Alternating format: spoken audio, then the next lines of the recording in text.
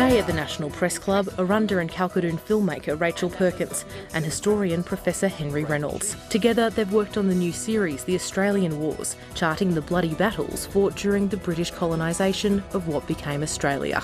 Rachel Perkins and Professor Henry Reynolds with today's National Press Club address.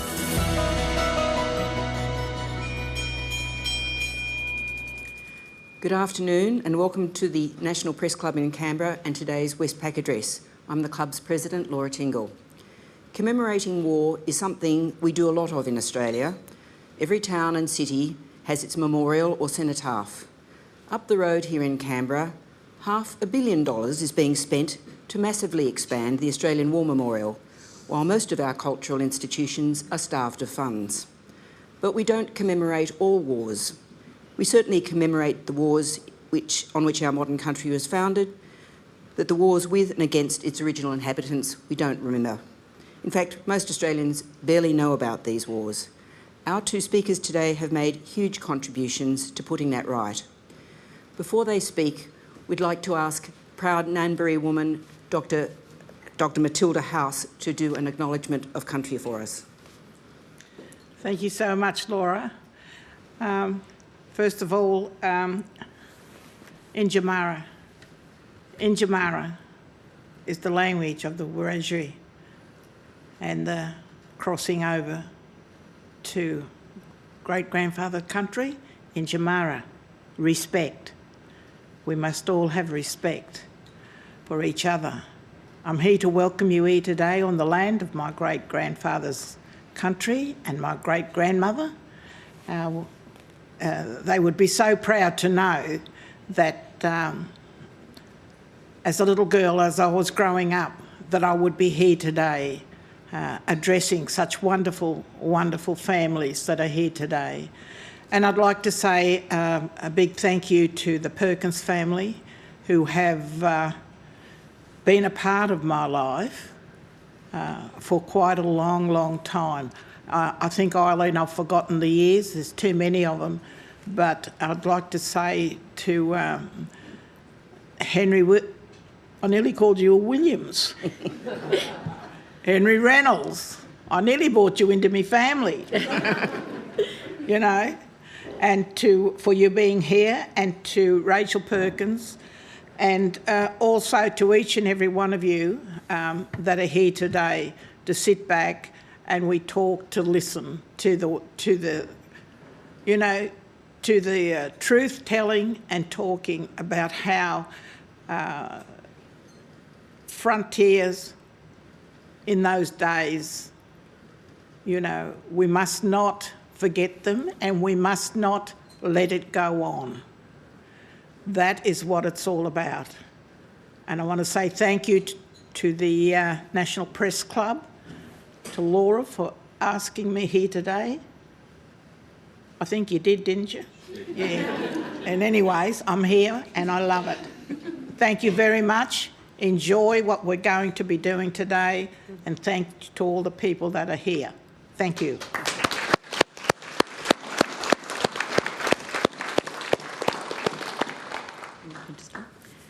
Please welcome Rachel Perkins.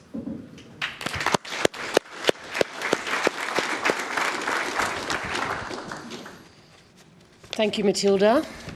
It's been one of the great privileges of my life to know Matilda and follow her as a young girl in what we call demonstrations in Canberra over the last 5 decades. She's been a leader of our people all of her life. So she honours us greatly by being here today. She also told me about Lake George, Werriwa, where there's accounts of warriors who stood up and resisted the stealing of their women and the incursion of their country just down the road here, and were shot by the mounted police, which was just one episode in a series of frontier violence that occurred across this country. I want to talk today about our series, The Australian Wars. It's still screening on SBS, and the response to it.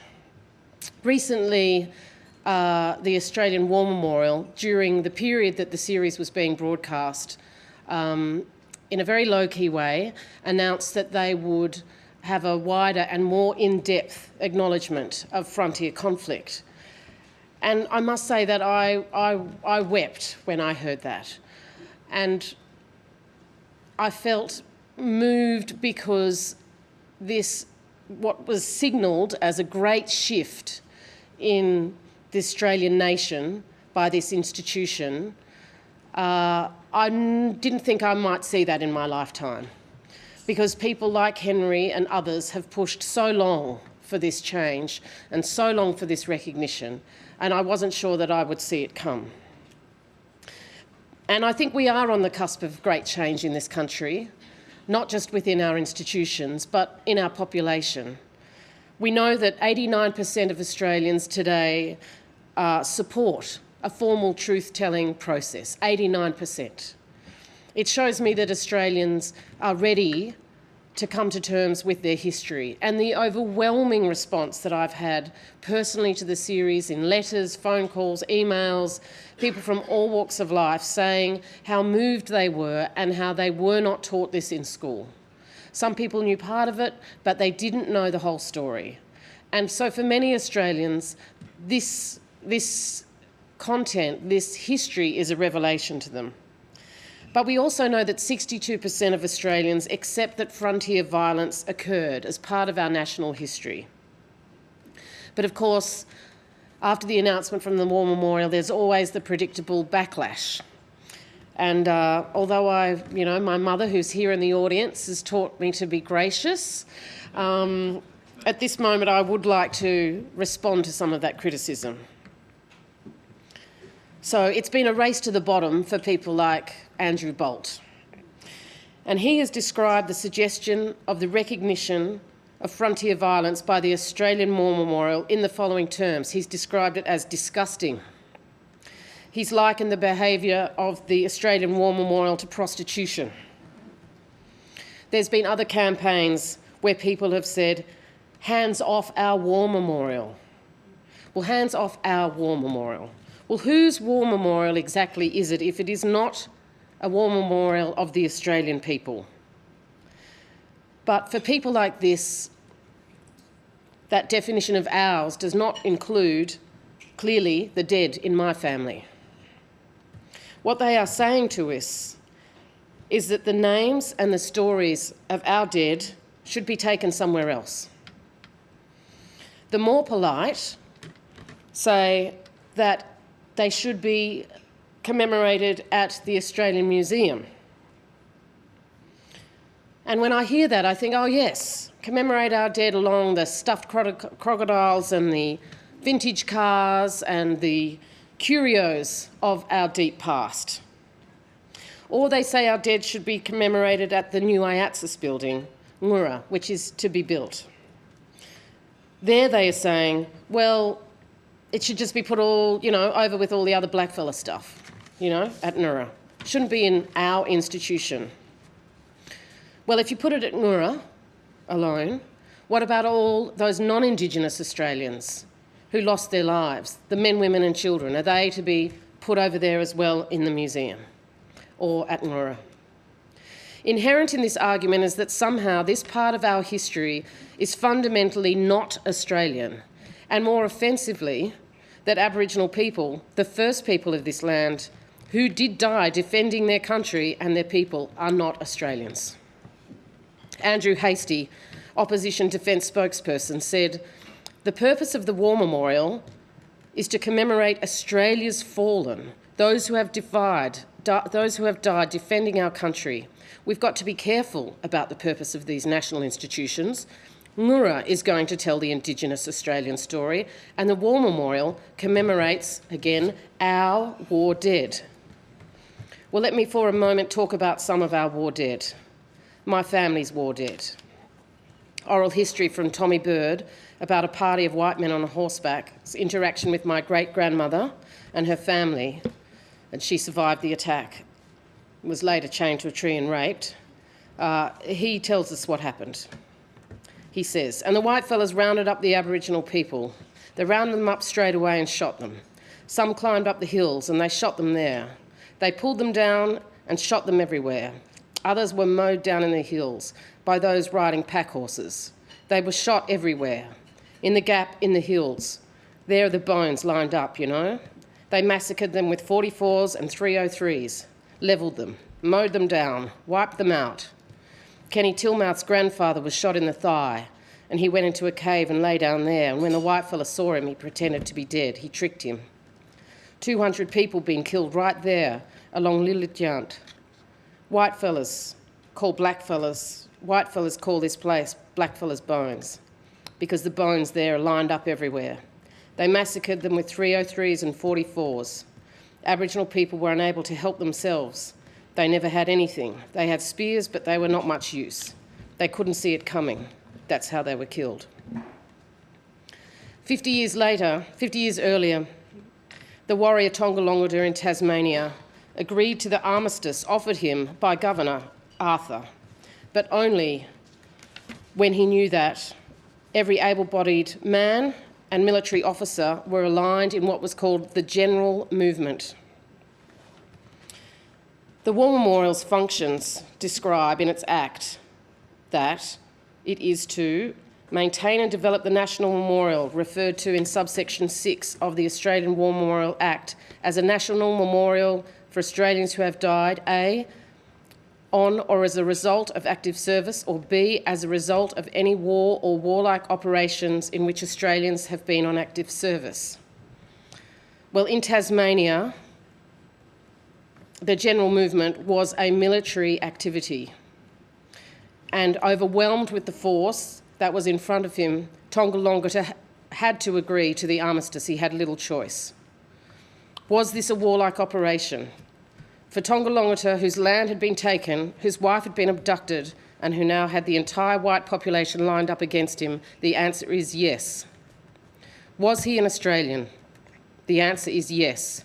He was defending his country. So when we are told by media commentators, politicians and the RSL that our people who defended their country and their own people, that they have no place in the Australian institution established to commemorate war, the Australian War Memorial, it is profoundly disrespectful. So let us, for a moment, do what is never done in this country. Let us take a moment of silence to pay our respect to the men, women and children, black and white, who lost their lives in the warfare that founded this country.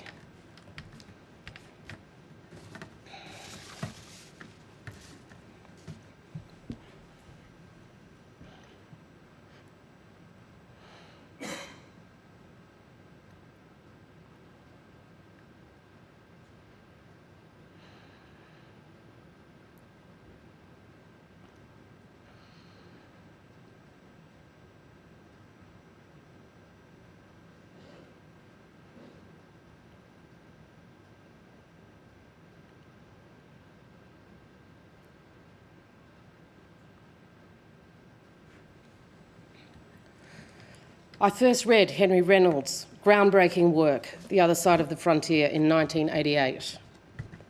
I remember exactly where I was standing when I finished it and the feeling I had. It, for me, was a life-changing moment. I was then a trainee at CAMA, the Central Australian Aboriginal Media Association, and I was 18, and I was in Alice Springs, in my people's country. I had no idea that 35 years later, I would be working with Professor Henry Reynolds, who has been pivotal to our nation and more than any other has led the illumination of our history in what he has called the Forgotten Wars. He has guided me through this history and the making of our series, for which I owe him a great debt, as does the country for his work over the last 6 decades. I'd like to introduce him now, Professor Henry Reynolds.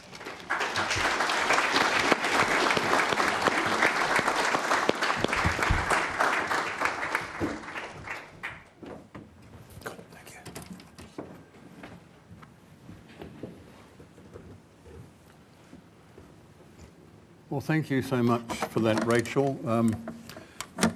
It seems very hard to follow on from the silence. But in doing this, I want to go back to 50 years ago. It was 50 years ago, almost to the day, that I wrote my first article about frontier conflict. It was called Violence, the Aboriginals and the Australian Historians, and it was published in Meanjin in December 1972. Now, the themes in that article are really enduring. They were controversial then and they are controversial now. That is, the extent of violence in the settlement of Australia and the extent to which that violence has been recognised. Now, at the time it was controversial because Australia was still in a situation where the Aborigines and the Islanders, the First Nations people, had virtually been disappeared from the national story. When I began teaching about that time, the textbook that I was given was the most significant textbook in the nation. It was widely used, reprinted 16 times in the 50s and 60s. But there was no mention of Aboriginal people. There wasn't even an entry in the index. Now, that was typical of Australian history at the time. I actually looked up the reviews of that book, and most of the other significant historians who weren't in the multi-authored volume had reviewed it. But not one of them had seen anything wrong with a book that simply left First Nations people out completely, and in leaving them out, they'd left out most of the violence. And so Australia could be celebrated as a country without war, as Charles Bean called it, a country that had a uniquely peaceful history. So when in my case I was teaching in North Queensland, my students knew that was nonsense. They knew every day that the relations between First Nations and European Australians was of profound importance. It was something that worried everyone. It's something that everyone had a view about. So that was the first article, but the controversy continued, and it continued right up until the present, as we've seen in the reaction to the series. The controversy became central to the culture wars after the accession of John Howard in 1996. Now, there's no doubt that John Howard was personally extremely antagonistic to what he called the black arm view of history. And his antagonism was generally, was widespread amongst conservative Australians. And eventually Keith Windschuttle, in a series of articles and then in a book, mounted a frontal attack on the sort of history that I'd been writing, and let me say, many others as well. It was, as I say, it was a powerful polemic which many people welcomed because it appeared to say all this talk about conflict and warfare is a lot of nonsense, it's politically inspired, it's by people, as he said to me in one of the debates, I was a person, he hated people like me who hated their own country. That was the motivation that he thought inspired the people who had written this history. Now, the interesting thing is that despite the quite significant popular reception to Windschuttle, what it did was to inspire a totally new era of research, of old hands like Lyndall Ryan and me, who went back to our notes, and then a whole new generation of students who redid the history, particularly in Tasmania, Queensland and Western Australia. And they made it quite clear, indeed, if it needed repeating, that the violence was ubiquitous and the death toll was much higher than we had supposed. I had suggested in 1981, on the other side of the frontier, that it was reasonable to suppose that 20,000 people had died in frontier wars. As it turned out, that was very much less than what the likely total is now. Extremely important work in Queensland is suggesting that the death toll in Queensland alone may have been 60,000. If that is true, and the research is compelling, then the death toll overall in the Frontier Wars approaches perhaps 100,000. Very much the same number of people who died in overseas wars. Now, what I think the post-Wind Shuttle research, if I may call it that, the post-Wind Shuttle research put these questions beyond reasonable doubt. The conflict was everywhere, and it had a very, very high death rate. Now, this, I think, is in so many ways the strength of Rachel's series, The Australian Wars. That is over and above her brilliance as a filmmaker. But the filmmaking was based on a massive amount of research. That is, the people working with Rachel had brought together much of the new research, including also much of the old research. So what you saw was a distillation, and a brilliant distillation, of the situation of Australian historiography up to the moment. And in a way, that is why it'll be so important, because it will reach such a wide audience, a much wider audience than we who write books, let alone those who write articles in serious academic journals, or let alone academic theses. So what then do we say about the material that is presented? Well, clearly, there's no doubt that we're talking about war. And after all, the military historians had been saying that for 20 years.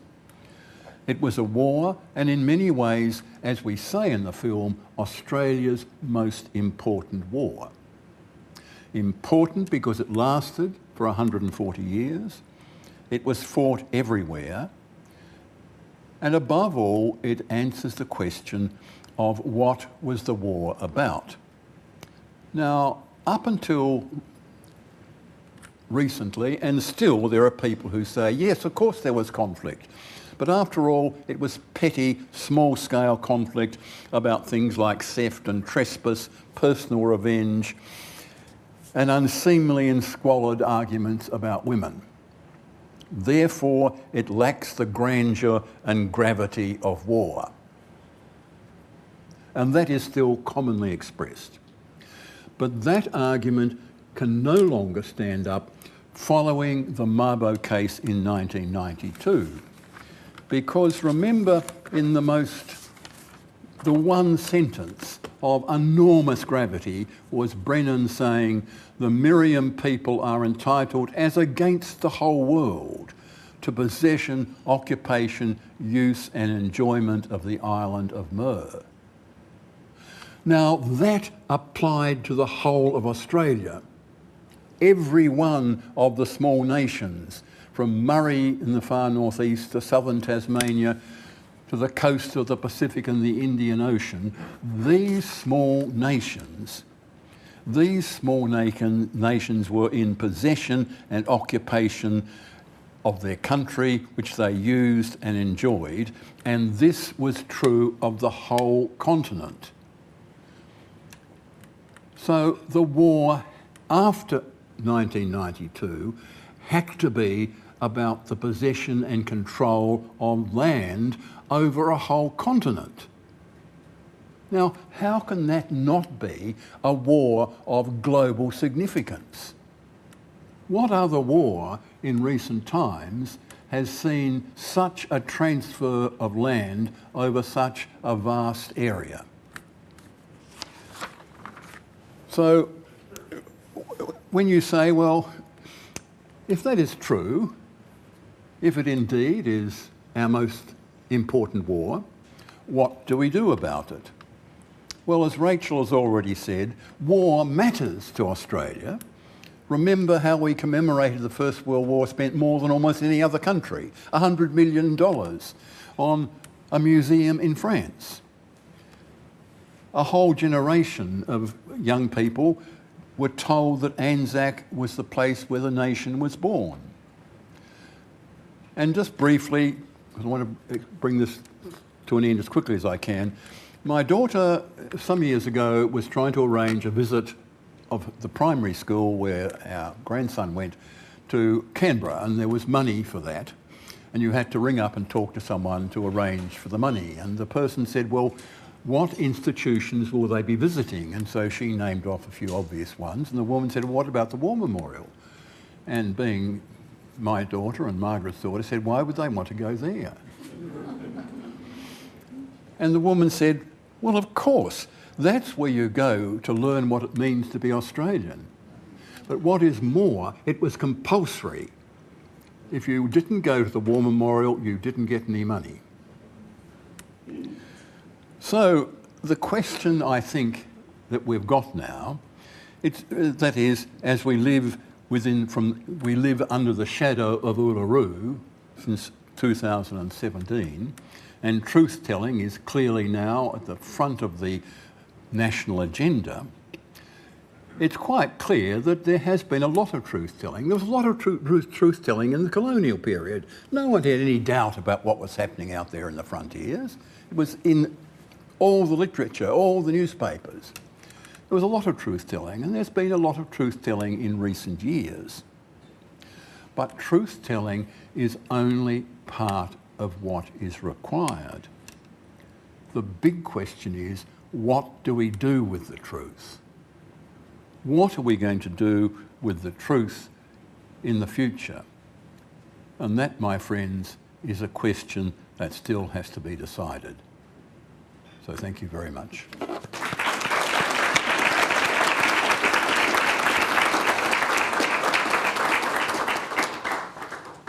Well, thank you both, and thank you, Rachel, for marking the silence with the silence. As you say, Henry, the question is what we do with this now. We've had this challenge to the idea that this happened for a very long time, and a challenge and a sort of a complete incomprehension about what the implications of this knowledge are for us as a country. I suppose what I wonder about, we talk about truth-telling and things, but has there been any move that you've seen at a political level or at a level of our education institutions to actually start to change the syllabus of what we all learn at school, which is where we start to learn our history, to actually acknowledge what happened in any way, shape or form? Yep. It's a bit difficult now because curriculum setting is quite dispersed, but certainly in quite a number of states they're doing serious study of frontier conflict. I mean, I worked with the Catholic system in New South Wales to introduce this sort of material.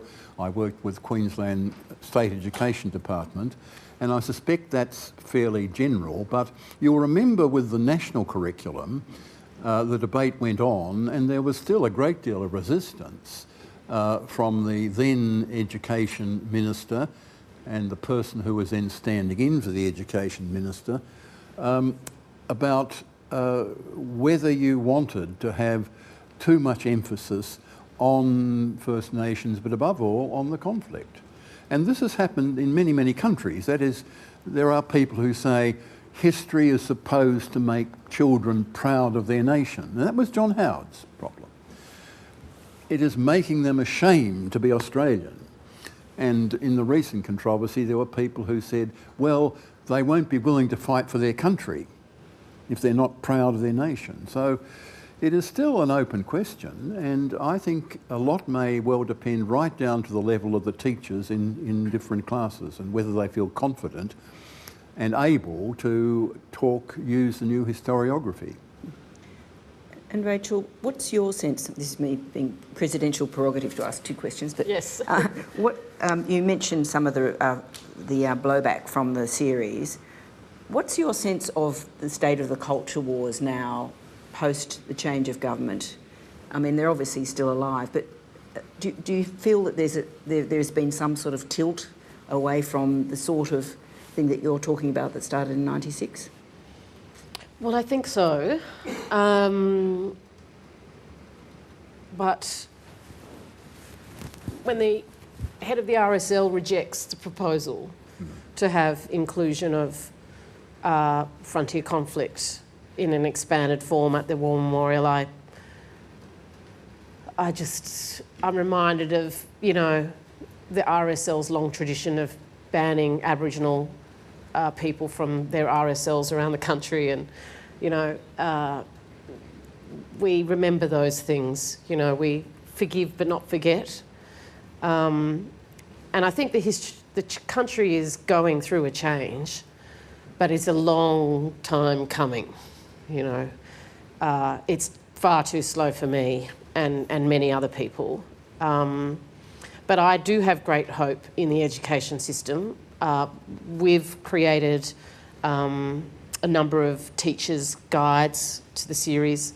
We recently had a webinar, 200 teachers registered to learn about how they could facilitate this curriculum material in their classes. I think the problem is that a lot of teachers who are my generation didn't grow up learning this history, weren't taught it at school, feel inadequate about it, don't know a lot about it, don't feel necessarily comfortable as a non-Indigenous Australian teaching this history. And what we've said to people is that this is a shared history. Very deliberately, this is our history. This is not something for Indigenous people to carry alone. It's the story of the formation of our nation, and you just have to look at it, as the truth that it is. And come to terms with it like they have in other, comparable nations, Aotearoa, New Zealand, Canada, Germany. It's the sign of a mature nation, and it starts with education, and I think we will see a big change in the future. I just don't think we can go on hiding from this history any longer. Next question is from Amanda Kopp. Hello, Amanda Kopp from National Radio News and the Community Radio Network. We partner with a lot of First Nations radio stations around the country, so thank you so much for your talk and for your documentary. According to a blog post on the Australian War Memorial's own website, the frontier wars during British settlement cannot be told by the Australian War Memorial without a legislative overhaul. I know you gave an example there of one of the stories fitting into the Act, the definition of the Act, but do you think there needs to be legislative change to allow more freely the Australian War Memorial to depict those stories? And are you calling for legislative change if you do, in fact, think that it's needed? Well, this is probably a question for you too, Henry, I think. Had the War Memorial been interested, they could have asked for a change any time over the last 20 years. And I'm sure governments would have agreed, and it would have passed right through Parliament without a problem. It's a cop-out to say, oh, but we can't do this. Well, clearly that's simply an excuse. They just don't think it's sort of their sort of war. Remember, the board is full of bemedalled men. They probably jangle as they walk. And their sort of war, it isn't. But, the war historians, I forget his name now, but the man who was had been the head of the army in 2001, he was the expert on irregular warfare, said, well, of course it was warfare, it was a guerrilla war. And the idea that war is only, well-known sort of war, and irregular war isn't war, leaves out much of the war that's ever been fought at anywhere in the world. So, it is something, certainly, if a change is necessary, well, that is something the new government should do, but I don't think it really is. I think that is just, and always has been, their excuse. Thank you. David Crowe. Thank you, Laura. David Crowe from the Sydney Morning Herald and The Age. Thank you both for your remarks. Also a question on the War Memorial. Henry, I was Googling after your remarks because I wasn't aware that you had to go to the War Memorial on a school tour. But I see from my check of the sites that's still the case. Yes. So clearly that's part of the argument for making sure the Frontier Wars are part of the War Memorial. You must go there as a child if you come to Canberra on one of those school trips. But I'm interested in your views also, both of you, on whether there needs to be a debate about another museum in Canberra that would only be an Indigenous museum in Canberra that could tell the story of first Australians in Canberra over time. Is there a place for a debate about a separate institution that can be developed for all Australians over time? Well, I think people have different views on this, whether there should be a Indigenous memorial to the Australian Wars. I think, again, it's a shared history. So there's always a number of sides in warfare and, 300 white people died in Tasmania. That's significant numbers. Where are they memorialised? My view is that Indigenous people, and this is just my view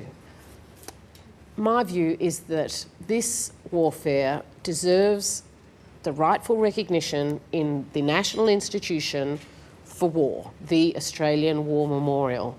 And to have something separate down the road is a slight on the history.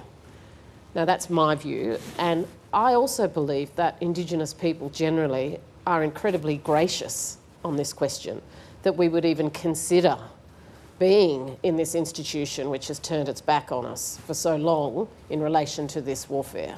I think that shows an incredible graciousness on Indigenous people's behalf to be included in the National Monument to War. I don't know why others can't see it that way. So that's my view. Why would you put us down the road, somewhere else? Yes, look, there's no doubt that there has to be a recognition by the War Memorial, but one wonders whether they simply are able to give it the treatment that it deserves. Brendan Nelson in particular has been very careful not to talk about it as though it's war. So I have my doubts about whether their capacity to do it properly. But I think there's also then room for the new institution, the IATSIS building, to deal with the First Nations out there all over Australia. Because I think there should be money for, now that Aboriginal and Torres Strait Islanders are so well organised and their land councils, they've got community organisations everywhere, they should be offered the chance of deciding on some sort of local war memorial about their war, not the war, but the war in their country. And that can include, if they wish, the white people in their country. And some will say, no, we don't want to do that, but others would say yes, and there would be so many different ways of doing it. And so we would have the counterpart to all the small war memorials scattered, hundreds of them across the country.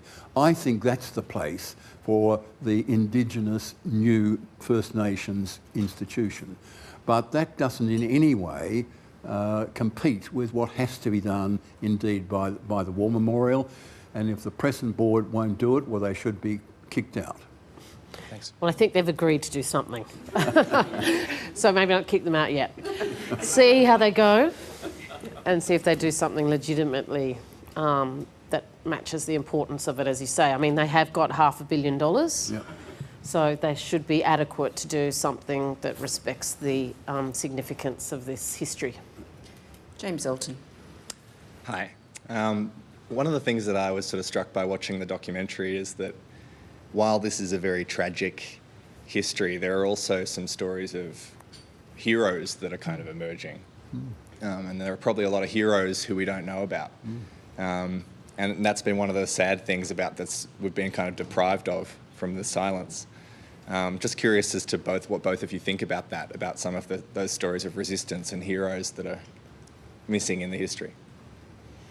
You're absolutely correct. I mean, the history books have drawn these people out of the records. Henry and Nick Clements's recent book, Tonga Longata, is a fantastic example. And there are many others, books on Truganini, books on Dundalli in Queensland, Windradyne in New South Wales, Pemulwuy, of course, well known. So many heroic individuals who did resist the incursion into their country. And I think it's, we have this mythology that the Maoris fought in Aotearoa, New Zealand, and Aboriginal men and women just laid down and accepted it, or just, slowly melted away. And, that's something that I think we can be very proud of, the resilience of these people, particularly someone like Tonga Longata, who fought down to like the last 26 people, against the whole male population of Tasmania, white population. That is incredibly heroic. So yes, we can be rightly proud of them. And yes, by denying the history, we deny all Australians' right to be proud of these historical figures. Yes, I mean, I agree entirely. There are so many. And the point is that we think about the war against the Aborigines or the First Nations, but it was war against all the the mosaic of small independent nations. And so each of them has a somewhat different story to tell. So there's a incredibly complex, detailed story yet to be told.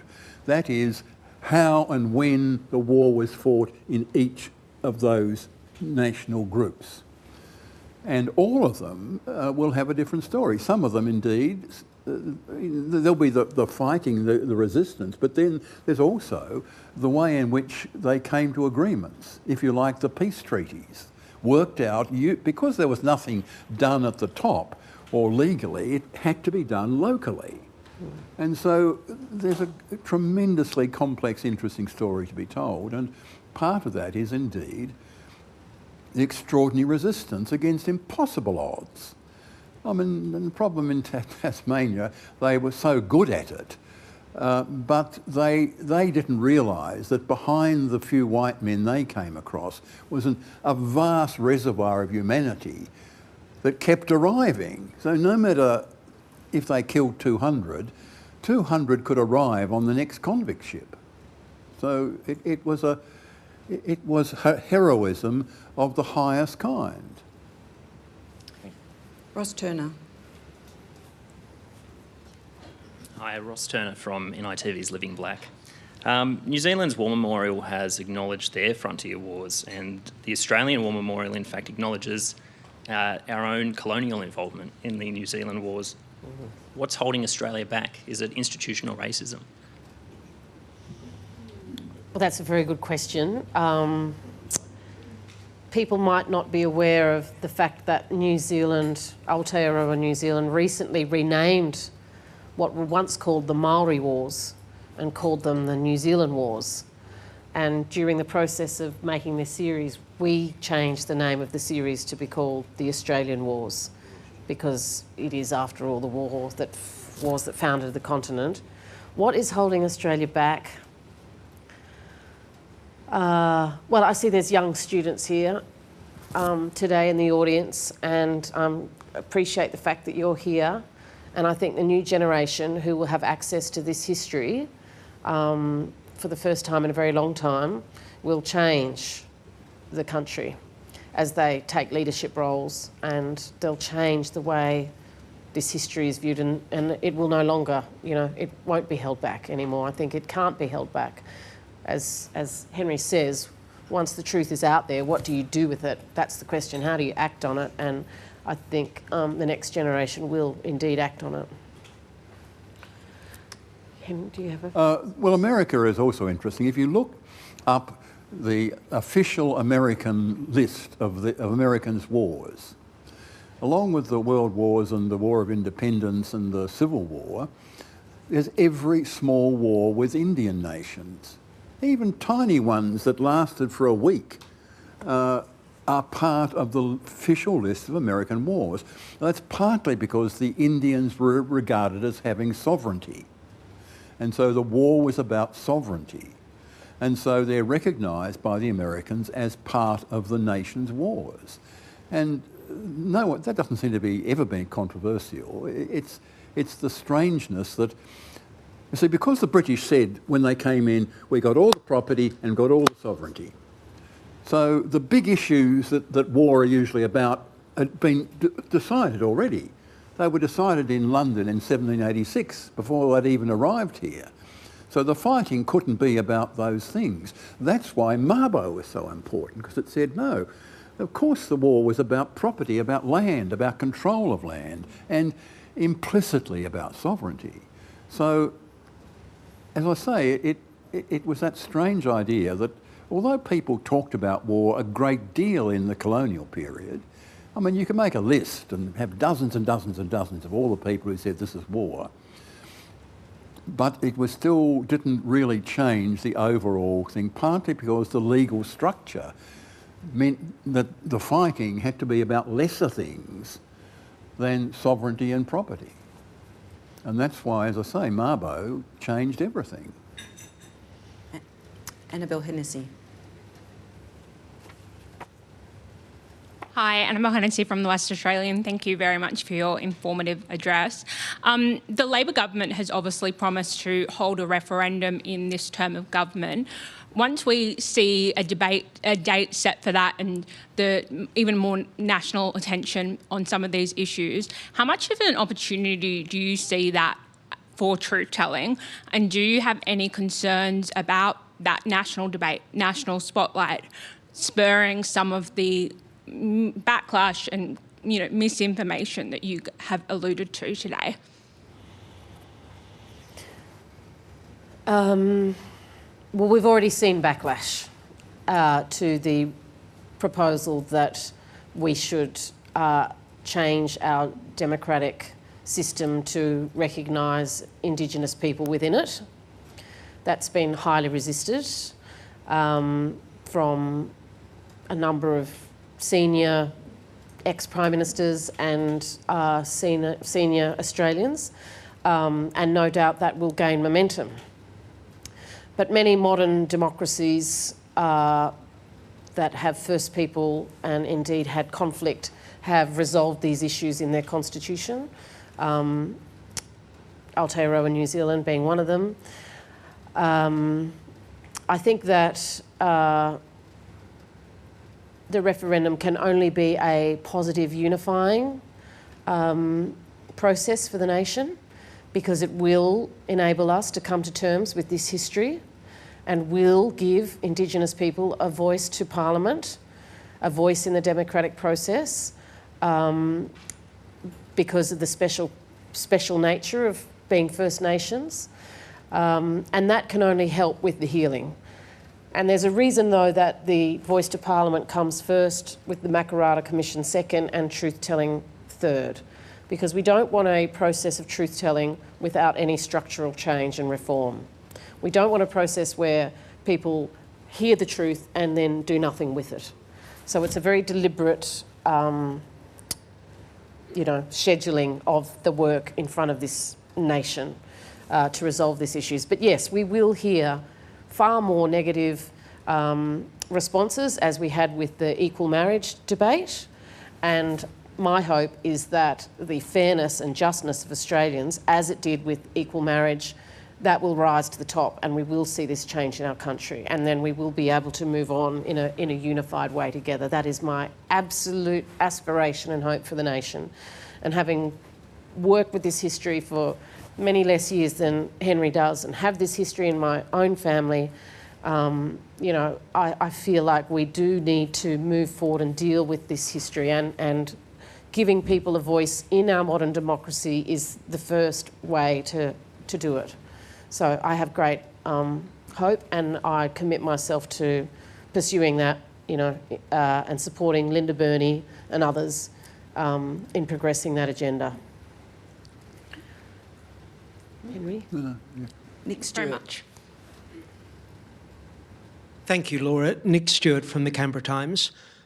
You've well and truly shattered the great Australian silence, and now even the modern military is, for example, incorporating First Nations traditions in their welcomes to country, using didgeridoos as an important part of military ceremonies.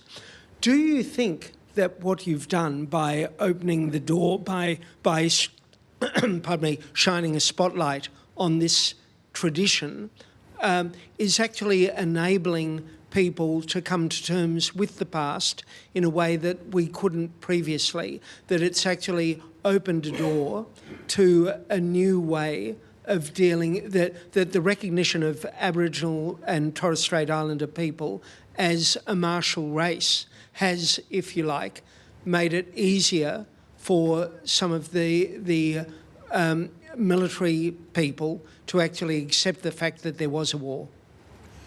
Yes, an interesting question. I think there's got to be the acceptance that what was happening in Australia was happening all over the British Empire. There were wars everywhere in the period of Australian colonisation, so the 19th century mainly, saw Britain fighting wars almost everywhere in the world, but they were small wars, and there's a whole sort of there's a whole area of military history and military study about small wars.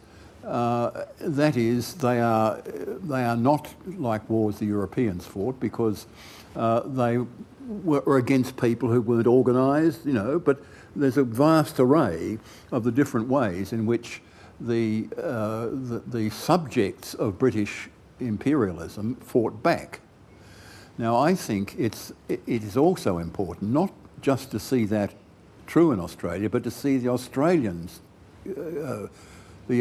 struggle as part of the struggle of non-European people against the empire. And that raises its significance, I think, even higher. And I mean, the war was, you know, the war in Australia was quintessentially Australian, because it had to be fought little bit by little bit, because you're dealing with a mosaic of small independent nations. You couldn't just hit one lot and say, they'll now learn. You had to continue for that to happen.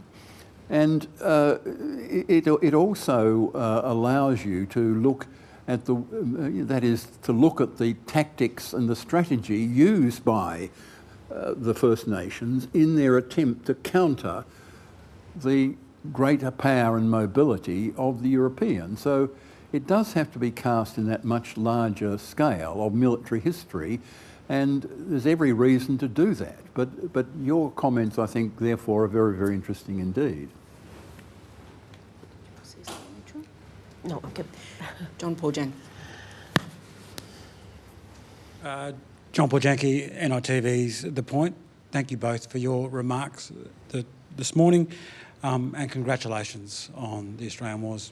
An amazing series, I think, and it's a benchmark series in our nation. And Rachel, great to see members of your family here today. I think the Perkinses in the house and the Jankes, it's almost like a mini reunion of the Canberra suburb of Pearce, so welcome back to Canberra. Thank you. My question is really about political will and leadership. We're fast coming up to the 30th anniversary of Paul Keating's famous Redfern speech, which he says, amongst other things, he says, we took the traditional lands, we smashed the traditional way of life. We took the children from their families. We committed the murders.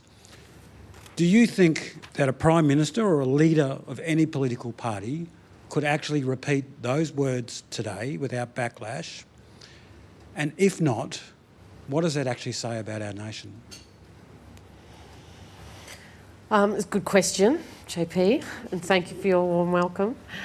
Well, I was sitting on the couch after midnight trying to stay awake watching the election results when Prime Minister Albanese, the first thing that came out of his mouth is that he would support the Uluru Statement from the Heart in full. And I wept again because it wasn't the Keating speech written by the legendary Don Watson, but it was a different speech that held not a promise but a commitment to voice treaty truth. And so everything perhaps that Keating had said had laid the groundwork for this Prime Minister to be able to say, knowing what we know, knowing what was described by Keating, what do we now do about it and how do we take it forward? So that for me was a speech that was critically important for the nation. Because of his first words as Prime Minister, he is going to deal with the unfinished business of the nation. And so that is why I feel like we are finally at a turning point, you know, that we've all waited so long for in this country. We've got the schoolgirls waiting. Oh, yes. Okay. I think, Okay. don't think any of us. The next question is from Michaela Helms. Hi, I'm Michaela. I'm a student at Canberra Grammar School and I'm a Nyampa woman. Thank you both for speaking today. My question to Ms Perkins is, who has inspired you within the film industry? And to Mr Reynolds, what do you think is the next truth regarding our First Nations people that needs to be told? Could you answer yours first?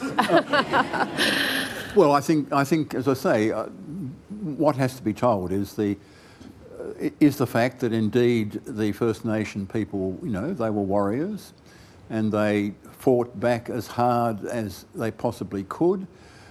We must take that seriously, and you know, at the moment it is opening up. There's a lot of research indeed exactly on that, to look at the way in which the First Nations attempted to hold back the great tide of settlement, and in many cases never conceded. And that's the important thing. Even though a large number of them had died, they never conceded, and they never believed they had given up their country, ever. And that has to be developed and remembered. That's right. And I think all across Australia, that conviction is still with Aboriginal people, as you say, and you see that played out in native title courts around the country, and it's one of the great injustices that people have to spend decades fighting for native title for rights that are very weak, actually. You know, native title only gives you the right to visit your land, access, you know, it doesn't give you any land rights. So, yes, it's, but people still pursue it, you know, because they want the courts to rightfully recognise their ownership. And in many cases, that is now the case. In Cape York, for example, in the next 2 years, we'll have the whole of the Cape York native title resolved. So slowly we're getting the recognition back for traditional owners, but in some areas of the country, the threshold is too high, like in Tasmania, for example. So yes, there is still great injustice. The question about who inspires me in the film industry, I'm going to say Deborah Mailman, because I've worked so much with her and she is like my muse in a way, but much more potent than a muse, much more active. I've made almost every film I've made, she's been in, and so she's been at the centre of my work for 20 years, and yeah, she's inspirational to watch and collaborate with, and you know, she's an inspirational performer, so she's my inspiration. Thank you. The last question is from Misha Schubert.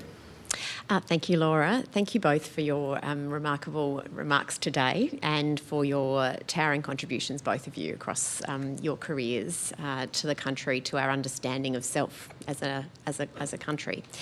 I wondered if I could ask you, as we wrap up this event, to reflect on the psychological piece of work that we need to do as a country as we grapple with the hard and the heartbreaking parts of the story, but also those stories of valour, of heroism, and your reflections on how perhaps other nations have done that you know, to the next level of sophistication of how we might bring together those, both of those strands of the parts of our history and sit them together in our frame, hold all of those parts of the story concurrently in our heads and hearts.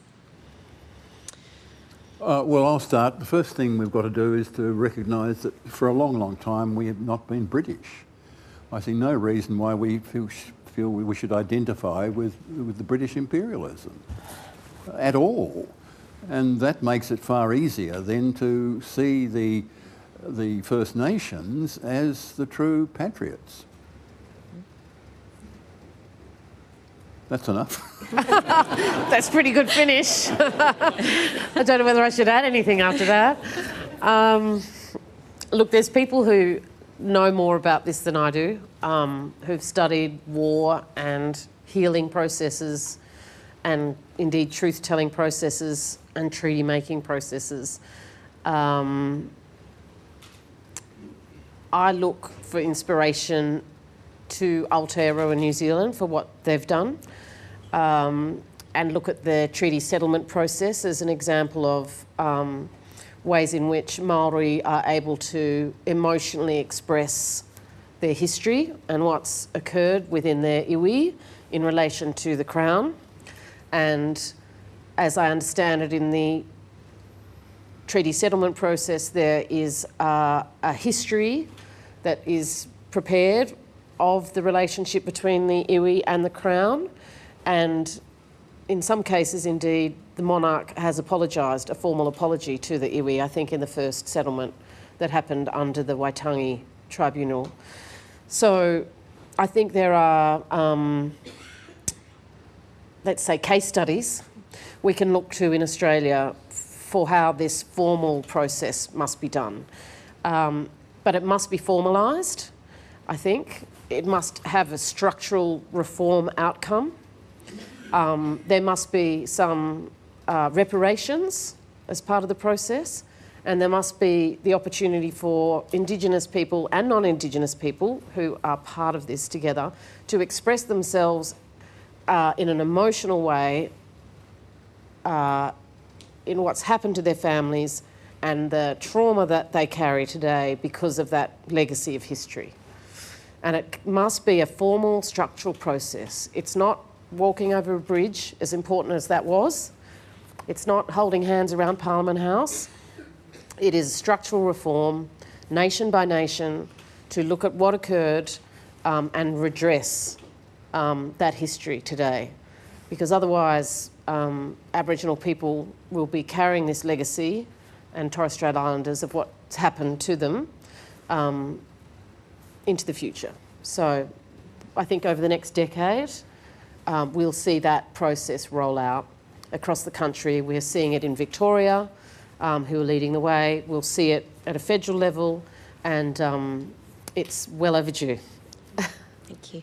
Just that point about what's happening in New Zealand and this, wrapping up the point Misha was making about psychology and leadership.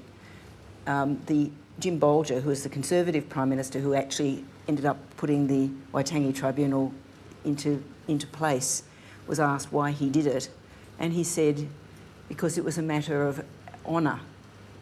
It was a matter of honour of our country. And I remember reading that and thinking that that's not language that we've heard in Australia for a very long time. No. So it'd be a good thing to hear. Please join me in thanking our guests for speaking to us. Thank you very much. Thank you.